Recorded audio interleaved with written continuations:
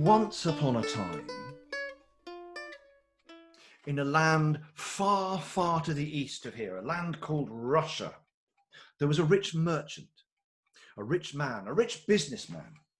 He was very happily married and had been for 12 years. And during that 12 years, he and his wife had had a little baby girl called Vasilisa. She was so beautiful that even when she was born, she was a very beautiful baby. And throughout the rest of those 12 years, she grew up to be a beautiful girl. But sadly, towards the end of those 12 years, Vasilisa's mother became very, very ill. And just before she died, she called her daughter Vasilisa to her bedside and in a weak voice said, "Soon I must go, my darling. I don't want to leave you. But what I will do is I will give you this to help you in your life." And from under the pillow in her bed, she pulled out a wooden doll with a beautifully painted little wooden face. And she said, "Whenever you are in trouble and you need help, simply give the little doll something to eat and something to drink, and it will help you."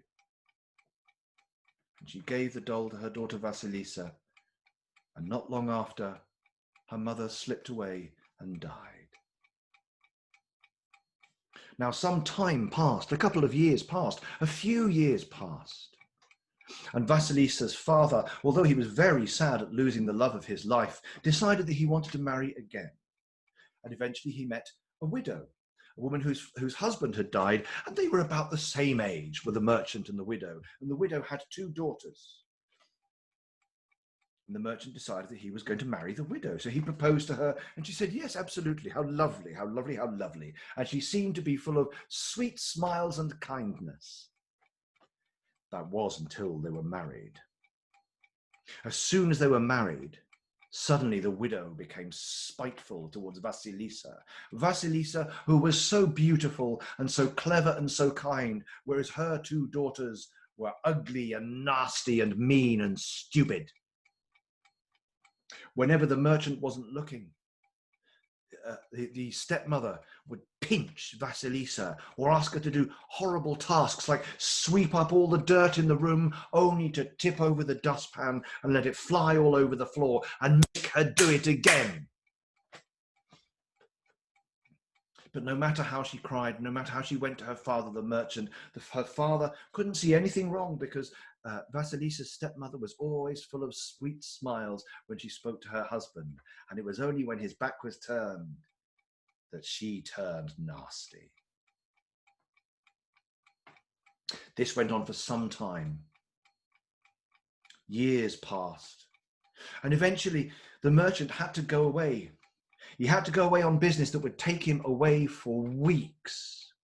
Back in those days, there weren't any cars, there weren't any aeroplanes, there weren't any boats. Well, not boats with engines anyway. And he had to cross several different tsardoms. So in Russia, you have a tsar instead of a king. And before there was one imperial tsar who looked over all of Russia, Russia was split up into lots of little kingdoms, each one ruled over by a tsar. Almost as soon as he was out of the door and away down the road and out of sight, Vasilisa's stepmother sold the house, packed up the furniture, and moved. They moved to a different town where their house was right on the edge of a big, dark forest. Now, without the merchant being there, Vasilisa's stepmother could be as mean and as horrible as she wanted all the time.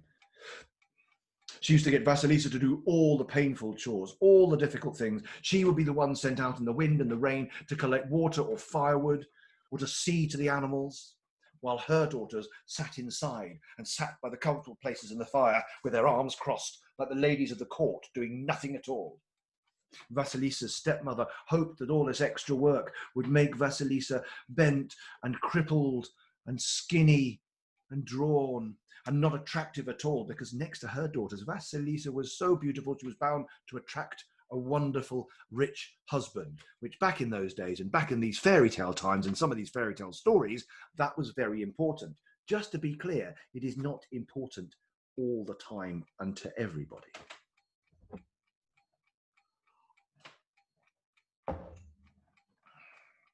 Still, Despite all the hard work, suitors came calling to the house, young men who wanted to see if they could court Vasilisa. And court, not as in to catch, not like her jumping off a spring and then catching her, to court Vasilisa. In other words, to go out with Vasilisa with the hope that one day maybe they could marry her. But every time one came to the house and knocked and asked to see Vasilisa, the stepmother would send them away and shoo them off, saying, "Never shall the youngest be married before the older ones." Something, the stepmother decided, had to be done about Vasilisa. And so one night, as the sun began to set, the three young women were set down with tasks to do. One of the stepmother's daughters was set to making lace. Now, if you've never seen how lace is made, it's very interesting. It's very intricate. You get a block or a hard sort of pillow cushion, and lots of little pins are placed in it. And with cords that the lace is going to be made out of, these hang off on bobbins, heavy bobbins, and they are swapped and tied and knotted amongst the pins until eventually, when it is all completed, the pins are lifted and the knotted, beautiful lace is finished. One of the daughters sat down and began to set out her steel pins, bright, shining steel pins, and began to work with her bright white thread. The other stepdaughter was given some knitting to do. She had to knit a pair of long socks, and she was given shining, bright steel knitting needles to work with. Smooth and slick they were, and clitter-clack they went. Vasilisa was given flax to spin. Now, if you don't know what flax is, think of wool or think of cotton wool, because flax is very much like that, but it comes from a plant and not a sheep. And when you spin it and when it's twisted into fine thread, that thread then becomes linen, and you can make clothes, you can make bed linen out of it. And if it is good flax and if it is good linen thread, then you can make beautiful white shirts or blouses or dresses or sheets from it. And Vasilisa, who was a good little spinner, was set to spinning the flax. Now, the stepmother had also ordered that all the fires in the house be put out. And the only flame, the only light that was left was a single candle. And the three young women huddled around the candle so they could see what they were doing, using its single flickering flame as the only light in the house. As the evening drew on and the shadows lengthened and the sun began to sink, one of the stepdaughters, as she had been told to do, got up to snip the wick of the candle so it was shorter, so the flame would burn better and less smoky. But she accidentally put the candle out when she was snipping the wick, and suddenly they were all plunged into darkness. "Oh dear," said one of the stepdaughters. "Oh no, you've got to go and get a light. Someone's going to get some fire. Who's going to get the fire?" Well, the other stepdaughter, a stepsister, looked and she said, "Well, I've got my lace and my lovely little pins here are bright enough for me to see even in the darkness, so I don't need a light." And the other stepsister, the first one who spoke, went, "No, well, I've got my knitting needles. And they're steel and they shine in the darkness and I can feel what I'm doing. I don't need to see, so I don't need to go and get it." And they both turned in the gloom and looked at Vasilisa and said, You need the light most. You can't work without the light. You go and get the light." And at that point, the stepmother walked into the room and said, "What is this? What's happening here? Oh, I see. The light has gone out. You can work by your pins. You can work by your knitting needles. But you, Vasilisa, you need to go and get fire. Go into the wood, go into the forest, go deep into the forest, and you will find a hut where a woman called Baba Yaga lives. It is no ordinary hut. It is a hut that is propped up on chicken's legs. Go and find her and bring back some fire to light the fire in our house." "Very well, stepmother," said Vasilisa, who was a good girl. And even though she didn't really want to go into the forest at night, and even though she knew that Baba Yaga was not just a nice little old lady who lived in the forest, that she was, in fact, a witch, and a witch that was known for eating people, she did what she was told. Off she went into the forest She couldn't take a light with her because there was nothing to like a light. They didn't have the batteries in those days. She didn't have a phone where she could just switch a torch on. She went into the darkness and into the forest. She felt her way gingerly through the trees and through the darkness, through the bark and through the trunks. She didn't know how long she had walked for. Eventually, she sat down and decided to curl up and sleep next to one of the trunks. And sleep she did, and the forest looked kindly on her and looked after her. But she was woken in the morning by the sound of hoofbeats. Suddenly she looked up, and there was a rider on horseback, and the clatter-clump of his horse's hooves as he came charging through the forest. He was dressed all in red, with red hair, upon a red horse, all clad in red, with red tack and harness, and holding high in his hand a red sword with red flames streaking behind it. She watched the rider, and as the red rider went past, the sun began to rise. Further she walked into the forest, further and deeper. Now she had lost the path in the dark and she didn't know where she was. But eventually again she heard a noise. Thinking it must be the red rider again, she just stood back against a tree to allow him to go past. But this time it was a rider in white, with white blonde hair, white clothing, white tack and harness, riding a beautiful white horse as it charged and cantered through the trees. And as it passed, the sun was at its highest and daylight shone all around her. She continued through the forest for some hours. In the distance, she could see a little thin plume of smoke coming up through the trees, and that, she thought, must be where Baba Yaga lived. So she followed it, and as the hours passed, eventually she got to a place just as the sun was beginning to set. She got to Baba Yaga's house. Now, I'd like to say it was a lovely little 2 up, 2 down, made in the 80s, Barratt Homes, lovely red brick, but it wasn't. It was a shambling, tiny little hut made from rotting wood with rotting thatch growing on the roof with grass and mushrooms and even some shrubs growing out of the thatch. But that wasn't the strangest part. The strangest part was, as her stepmother had said, the hut itself had great big chicken's legs underneath it. And at the moment, the hut was down on the ground and the chicken legs were folded up underneath it, but you could see their claws.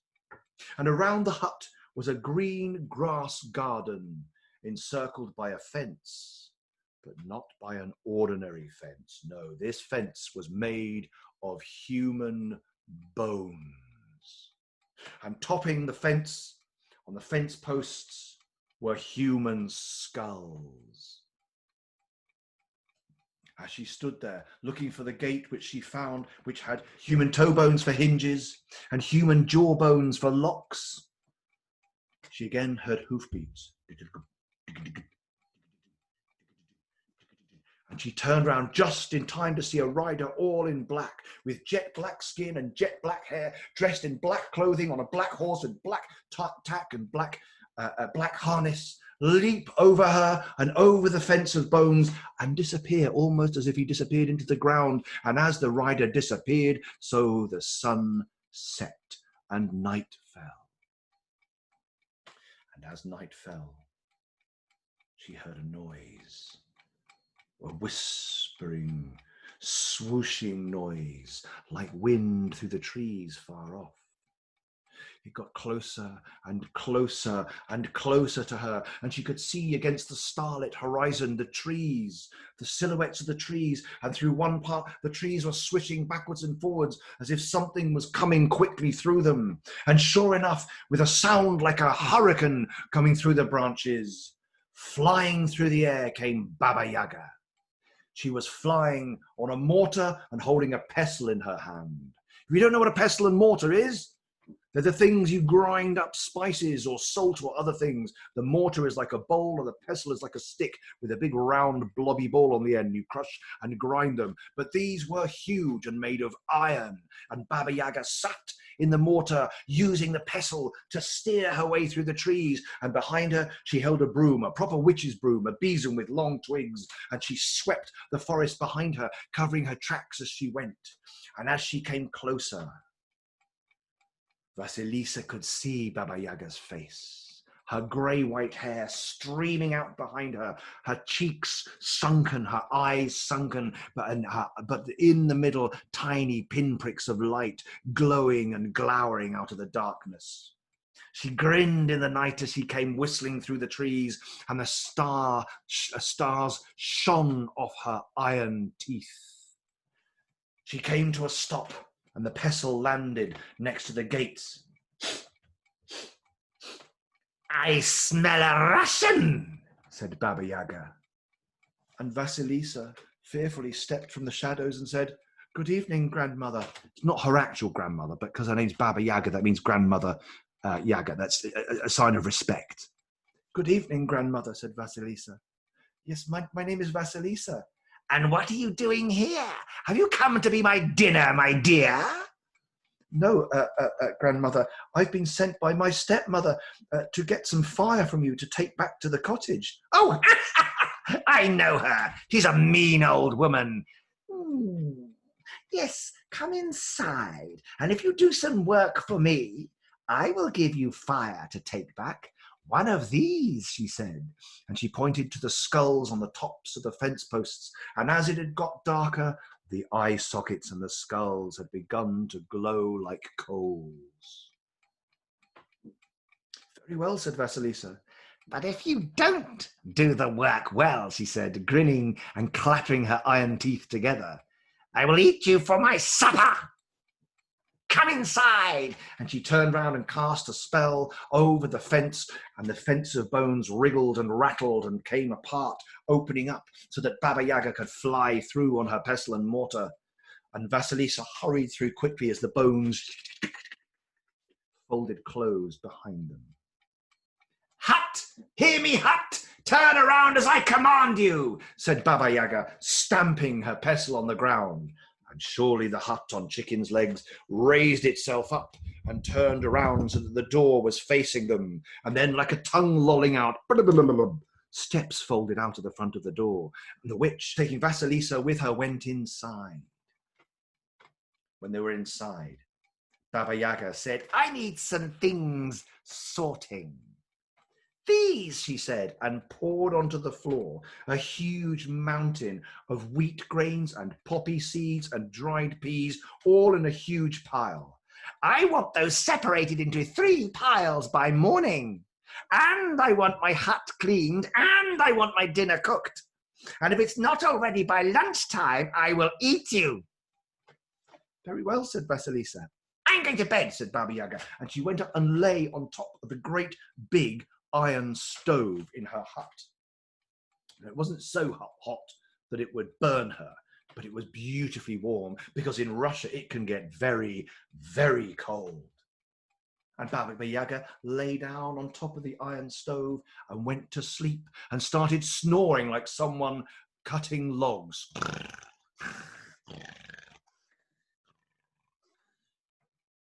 Meanwhile, Vasilisa looked around her. She was hungry.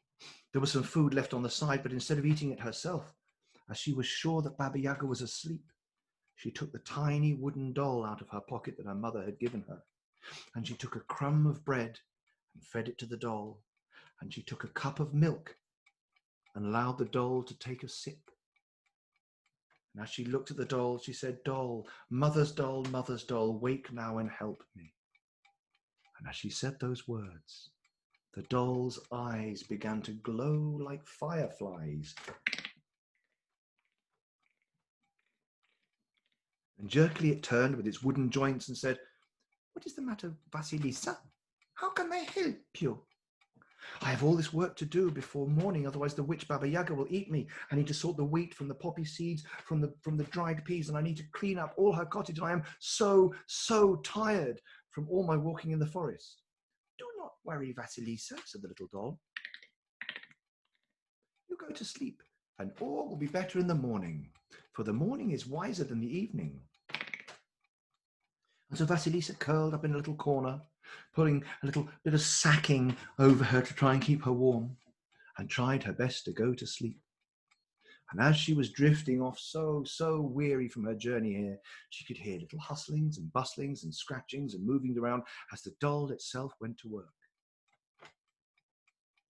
In the morning, she was woken by the witch. Get up, lazy girl. Where's the work I asked you to do? Oh, Vasilisa woke up and stood up, adjusting her hair and brushing down her pinafore and her dresses, but looked around the room and it was all very tidy. And on the table were 3 large pots, and one contained wheat grains, one contained poppy seeds, and one contained wild peas. And there, sizzling on the fire, was Baba Yaga's breakfast. Here, Baba Yaga, I have done all the work that you asked me. She said, let me inspect that. And she peered at all the work that Vasilisa had done. Very well, She said begrudgingly, I suppose I'd better let you off then. Right, I will be back this evening. I want all my dinner cooked, and I want that grain milled to flour, and I want those poppy seeds polished, and I want the peas soaked in water and made into a soup. If it's not done by the time I'm back, I'll eat you. Ding, ding, ding. and she clattered her iron teeth together so hard that sparks sprayed out. And then off she went. Out through the door, into her great big iron mortar, picking up her iron pestle, thumping the ground, picking up her broom, turning round and calling to her hut to tell it to close its door and wait and let no one in or out until she returned. And the hut on Chicken's legs shuffled round, and the stairs, like a long tongue, rolled backwards, and the doors shut. Vasilisa looked around and thought, so I've got to soak the peas and make a soup with them, and I've got to clean the poppy seeds, and I've got to grind the wheat into flour, and I've got to make Baba Yaga's dinner. Oh, goodness me, I don't know how I'll be able to do this all the time, and I really don't want to be eaten. I was only sent out for some fire, some light. She got out the little doll, and with some of the morsels that were left from Baba Yaga's breakfast, she fed a little bit to the doll, and she got a little bit of tea, let it have a sip of the Baba Yaga's tea. And then she looked at the doll and said, Mother's doll, wake and help me. And as she said those words, the doll's eyes began to glow like fireflies. What is it, Vasilisa? What can I help you with? And Vasilisa explained all the things she had to do, that she had to soak the peas and then make a porridge of them. All the poppy seeds had to be cleaned, and all the wheat had to be ground into flour, and Baba Yaga's dinner had to be made. What was she going to do? Never mind, Vasilisa, said the little doll. You begin Baba Yaga's dinner, and I will complete the rest of the work. And so she did. Vasilisa began to cook. She went into all the cupboards, and there was so much food here. She cooked her meats, and she stewed fruits, and she baked bread, and she warmed milk and mixed it with spices and cinnamon and cardamom, and made a beautiful, beautiful dinner ready for when Baba Yaga was coming home. And as she did this, the doll, moving incredibly quickly, almost as if it was under the speed of magic, did all the other work. It soaked the peas, and while the peas were soaking, it cleaned all the poppy seeds one by one. And after it had done that, it went and it ground the wheat grains to flour, made a beautiful big sack of soft white flour. And then when the peas were soaked, whoop, we gave them to Vasilisa. Here we go, Vasilisa. And Vasilisa made a soup to complete the dinner for Baba Yaga. As the day wore on, as night began to fall, as the Black Rider rode his horse and leapt the fence and disappeared, she heard the sound as if it were a hurricane moving through the tree branches. And sure enough, eventually she heard the voice of Baba Yaga opening the gates of bones and coming through. And then then the hut, standing up on its chicken legs, turning round, and opening its stare-like tongue. Baba Yaga swept into the room with her broom in her hand. How have you done today, Vasilisa? Is it time for me to eat you? But she looked around. There was a beautifully ground bag of flour. There were beautifully clean poppy seeds ready for baking or grinding or pressing. And the peas were nowhere to be seen. Where were they? Where they are? They were in the soup, just as she had asked. And there, spread across the table, was a beautiful dinner ready for her. Now, Baba Yaga had not expected Vasilisa to be able to do this. How have you done it? She said. What have you been doing? How are you able to complete all these tasks on time? And she ground her iron teeth, and again sparks flew out sideways. Now, Vasilisa was very scared, and she did think about telling Baba Yaga about the doll, but instead she said, I have been helped by the blessings of my dead mother. Blessings? Blessings, goodliness? Said Baba Yaga, and she did not like to hear about blessings and goodliness because she was such an evil cannibalistic witch, you understand. Not all witches are bad. This one is, though. Blessings? I don't want anybody here who's carrying blessings. Get out of my house once and for all. And so the door opened, the stairs came down, and Baba Yaga pushed Vasilisa out. She tripped down the stairs, and the gate of bones opened up. And as Vasilisa walked away from the fence, Baba Yaga picked one of the skulls off and went, and here's your fire, take it with you. Vroom, and chucked the skull to Vasilisa. Its eyes were burning bright. She knew she had to get home before dawn, otherwise the eyes would fade away with the rising of the sun. So she poked a stick up inside it and went off home as quickly as she could. Now you understand that days have passed since she left. She was basically sent out to do the equivalent of get a box of matches.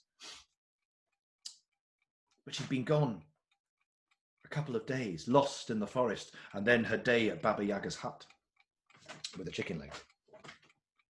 She thought, by the time I get back, they must have found some fire. They must have found a way to light a fire back at home. But when she got back to her house, it was dark, lit only by the glowing eyes of the skull that she carried on the stick.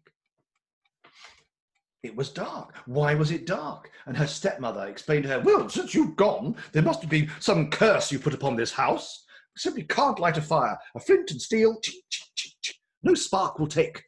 And when I went next door, said one of the horrible, horrible stepsisters, when I went next door, I came back with a burning stick to light the fire. As soon as I came across the threshold, it went out.